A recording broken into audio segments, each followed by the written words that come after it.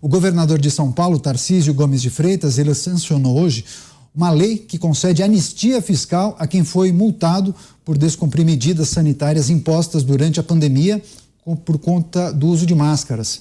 Com isso, o Estado vai abrir mão de arrecadar cerca de 72 milhões de reais. Essa nova lei beneficia diretamente o ex-presidente Jair Bolsonaro, que acumulava cerca de R$ 1 milhão em dívidas com o Estado pelo não uso de máscaras. Vamos fazer um giro com os nossos comentaristas? Começar com o Cristiano Beraldo, essa rodada. Beraldo, houve exagero na aplicação das multas durante a pandemia? Concorda com o projeto ou você entende que, na verdade, essa iniciativa tem um objetivo específico de beneficiar o ex-presidente Jair Bolsonaro?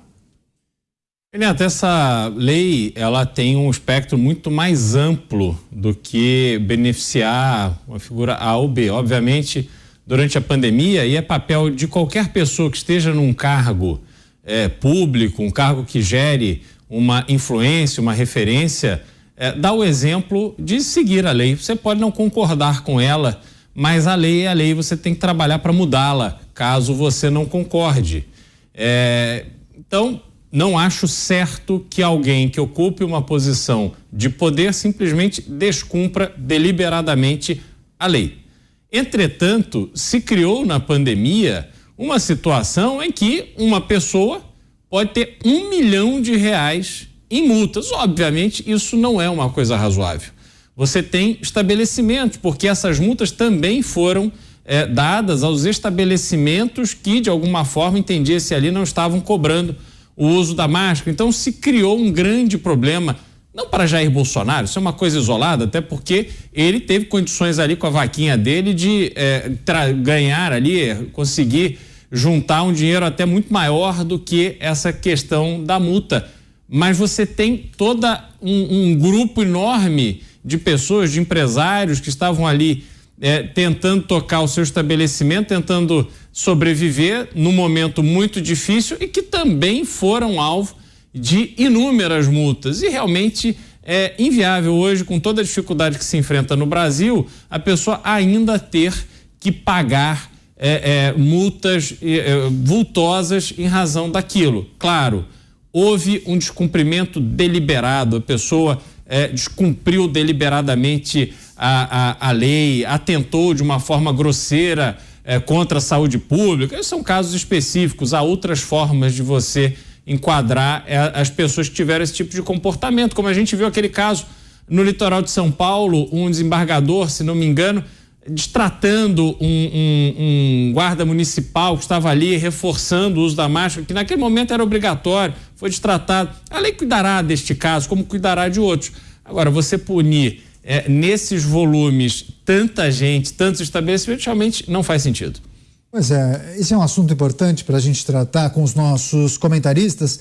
Roberto Mota, no Rio de Janeiro. Mota, concorda com a iniciativa de anistiar essas multas que foram aplicadas na época da pandemia? Houve exagero na aplicação dessas sanções ou não? Não há dúvida nenhuma. Inúmeras medidas autoritárias, ilegais, foram tomadas durante a pandemia. Isso aconteceu no mundo inteiro, não foi privilégio do Brasil. As liberdades civis foram jogadas no lixo.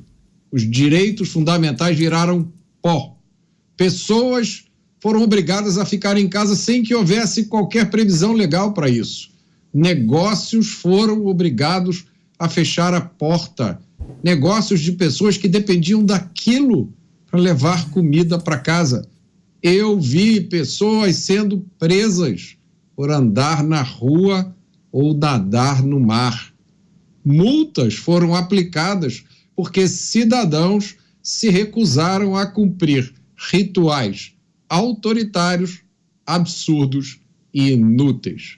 É bom ver que pelo menos uma parte desses absurdos está sendo remediada. Pois é, agora, Dantas, o problema é quem já pagou a multa, né? Ele se olha no espelho e fala, eu sou um trouxa.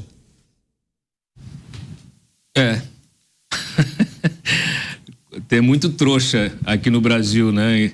Enquanto tem espertos, para um esperto sempre haverá aí pelo menos algumas centenas de trouxas. Olha, é politicagem de todo lado, né? Tanto no uso das medidas de restrição como ferramenta política, e agora o desuso, né? O uso do outro lado dessas anistias para poder liberar também os amigos políticos do pagamento de multa. Isso só mostra que aquela história, né, da Ilha da Fantasia, que a gente de vez em quando, volta e meia, isso, né, retorna ao nosso debate público, aqui ao nosso debate político, aqui na Jovem Pan, porque isso se trata simplesmente daquele privilégio, né, que poucos têm em relação ao resto da população. A Ilha da Fantasia não é um local, né, não é Brasília. A Ilha da Fantasia é o poder ao qual acessam muito poucos, acessam aqueles que são eleitos, mas também vários outros, né, que estão no entorno dos eleitos, e mesmo aqueles que não estão eleitos sempre permanecem com poder, porque muitas vezes estão aí atrelados, associados a um partido político. Então, eu vejo aí, o cidadão às vezes está triste, o fulano não foi eleito, deputado, o presidente, o ex-presidente, o ex-deputado, agora está aí o senador, coitado dele, né? Coitado é de quem sente pena, porque muitas vezes é escorchado todos os dias, tem que trabalhar 13, 14, 15 horas por dia para poder trazer um alimento para a mesa, pagar os boletos todo mês. E essas autoridades, esses políticos, muitas vezes estão ali ganhando a sombra de um partido político, com todas as regalias, com acesso e com essa rede, essa network que se forma quando você integra essa turma da Ilha da Fantasia, que basta você fazer uma ligação aqui e ali e consegue a anulação de uma multa, às vezes um habeas corpus, às vezes tantas outras medidas aí que mostram que uns aqui no Brasil são mais iguais do que outros.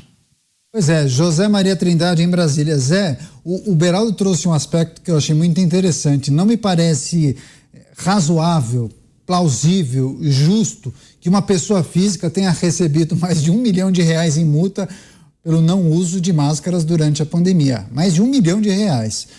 Você concorda? Houve exagero e desrespeito também na aplicação dessas multas? A anistia é a melhor saída ou não?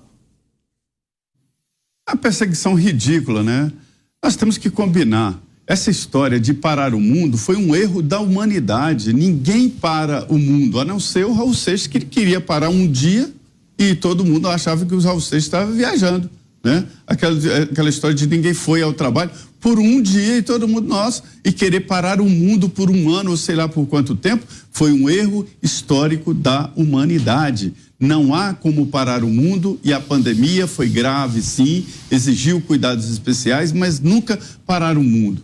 Definir essa linha de contenção, de não sair às ruas, prender pessoas que iam ao parque, coisas ridículas. A gente tem que olhar com uma certa distância e no futuro a história é sempre avaliada tempos depois, porque por enquanto estamos ainda contaminados por debates, por discursos, né? Os historiadores do futuro vão dizer o que fizeram e não foi privilégio do Brasil, sim, Mota.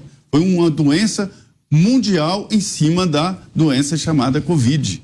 E aí começaram a meter os pés pelas mãos.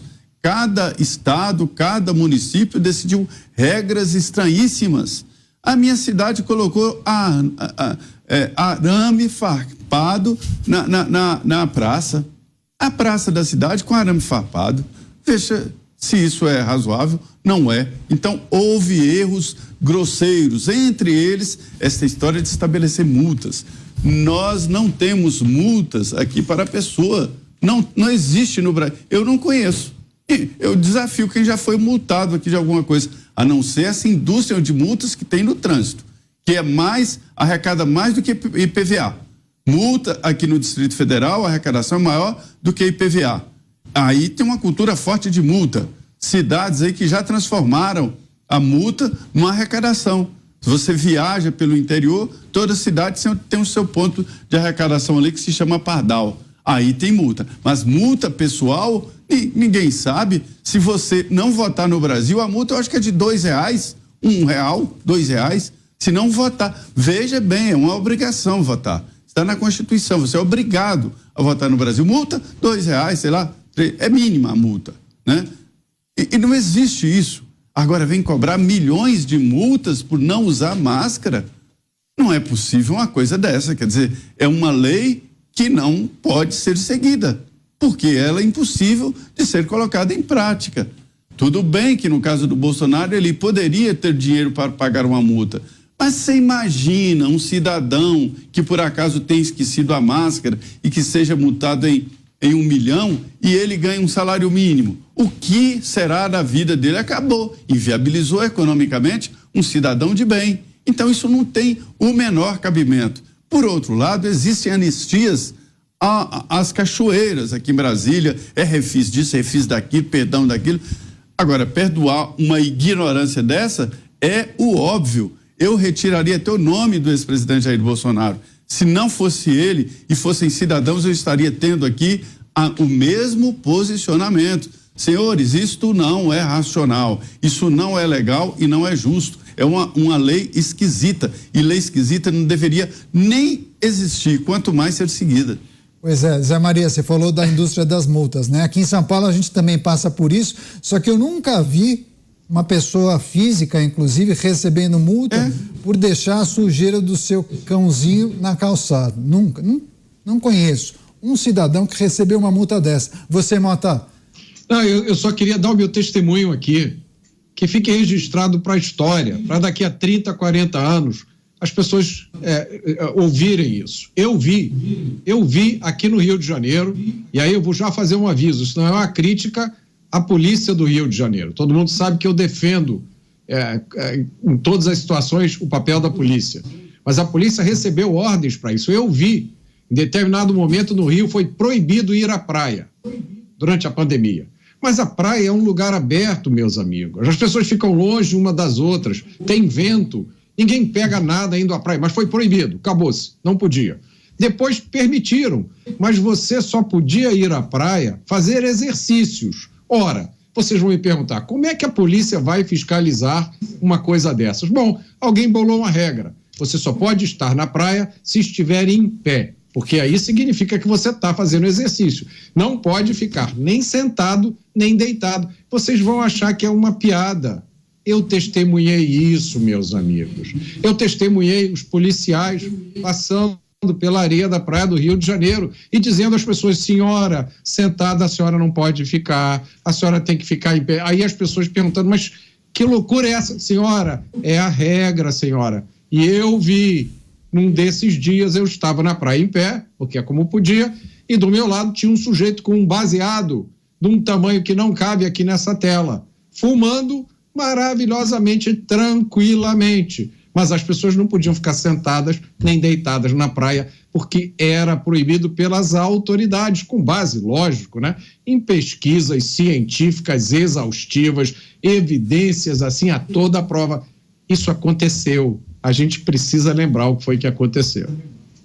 Vai lá, Beraldo. Só para complementar, Mota, eu em abril e maio de 2020, ali naquela fase inicial da pandemia, eu fiquei um período no Rio de Janeiro e sou testemunha de mais um grupo que também podia ocupar a praia, que eram os moradores de rua. Eu nunca vi tanto morador de rua instalado com barracas e tal, nos calçadões ali em Copacabana, uma coisa impressionante. E sabe o que eles faziam, Beraldo? A maioria deles colocava uma máscara pendurada na orelha, né? Porque a sinalização de virtude era a máscara, suja, nojenta, pendurada na orelha. Aí, tudo bem, pode ficar tranquilo onde você quiser. Você tem razão, brilhante complemento, é isso mesmo. Pois é, Dantas, você... Não vamos esquecer, né, a contradição na aplicação justamente dessas medidas, né? Enquanto você está citando aí, Mota, né, o caso de espaços abertos, praias, parques e afins, não se falava nada dos ônibus lotados, do metrô lotado, dos trens lotados, né, levando as pessoas naturalmente, para as pessoas se deslocarem para o seu trabalho e para suas casas. Então, assim, isso mostra um pouquinho da incompetência da gestão pública, da hipocrisia da narrativa política, do jogo político, né? Assim, veja, toda essa política em relação à pandemia, ela pode ser criticada, ela merece ser analisada e criticada, até para que a gente possa se preparar para uma próxima, né? Não me parece que essa pandemia será a última, né? A tendência é que cada vez nós tenhamos mais esse tipo de crise sanitária no mundo. E aí a gente precisa tirar lições dessa crise humanitária. Parece que o Brasil não tirou nenhuma até agora. Uma das lições que precisa ser tirada de uma crise como essa é justamente você não ficar dependente de países terceiros em relação a insumos, né, de medicamentos, insumos de vacinas. A gente ficou na mão da China e da Índia, não tínhamos nem agulha aqui. O Brasil não produz praticamente nada. Então, em vez de você ter um governo, que inclusive é um governo hoje de esquerda, que defendeu todas essas medidas da pandemia, você não vê ninguém discutindo, né, estímulos para você ampliar o parque industrial nessa área de produção de medicamentos, né, de equipamentos hospitalares. Tudo é importado. Todos os casos de corrupção que surgiram, muitos deles abafados durante a pandemia, surgiram justamente porque a gente precisava importar respiradores. Aqui não se faz, não se produz. Então, como é que nós estamos nos preparando para a próxima pandemia? Esse é um debate que ele é inadiável. Eu tenho que dizer o seguinte, há estudos que mostram que haverá outras. A possibilidade, segundo o Ministério aqui, na época o Ministério de Ciência e Tecnologia, é de 97% a possibilidade de uma nova pandemia, até porque existem 61 elevado a 10 o número de vírus no mundo. Isso é um número absurdo, né? Mas nós estamos aqui mais ou menos como aquele poema do Juca Pirama, né? De Gonçalves Dias, meninos eu vi. Daqui a pouco nós vamos falar isso, todo mundo vai, não, você está exagerando. Para os nossos netos e bisnetos, fala, não vovô, ninguém fez isso não. Você fez, meninos eu vi, e ninguém acredita no que aconteceu naquela época, viu? Poucas pessoas viram a realidade. Mas, José, o Brasil é especialista em não aprender com os próprios erros. A gente hoje vive um filme já assistido lá atrás e estamos aqui de novo. Então, realmente, nós nos especializamos nessa incompetência.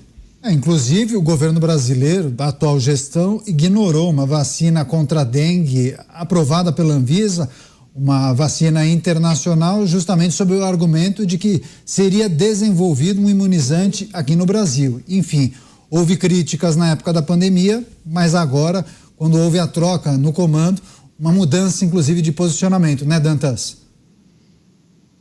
Sem dúvida, Daniel. Olha, a gente precisa, se nós tivéssemos autoridades competentes que pensassem o Brasil como uma nação, o Estado como realmente algo sólido, você tinha que estar discutindo eixos estratégicos.